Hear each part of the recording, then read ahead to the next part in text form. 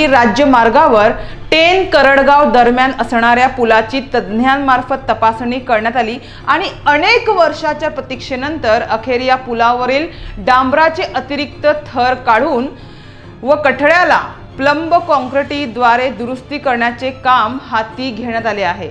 या ठिकाणी या पुलावर काम सुरू आहे। हे काम पावसाळ्यापूर्वी पूर्ण करण्याचे सार्वजनिक बांधकाम विभागाचे उद्दिष्ट आहे।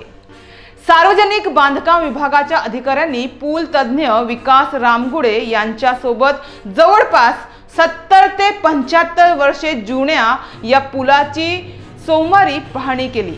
यानंतर पुलाची अवस्था अतिशय धोकादायक नाही असे यावेळी सांगण्यात आले।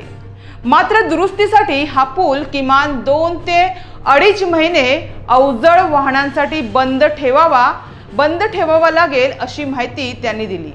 मात्र या पुलाला झालेले नुकसान या पुलाकडे पूर्णपणे केलेल्या दुर्लक्षाचा परिणाम आहे।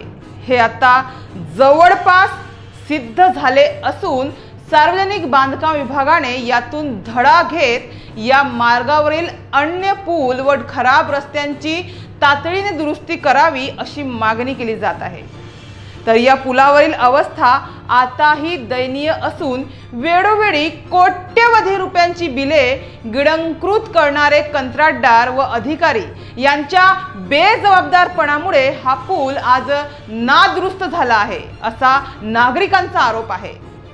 तर मनोरवाडा भिवंडी राज्य मार्गावर मनोरजवळ टेन करडगाव दरम्यान असणाऱ्या या पुलाचा कठडा कमकुवत झाल्याने मनोर ते वाडा दरम्यानची अवजड वाहतूक रविवारपासून बंद करण्यात आली आहे।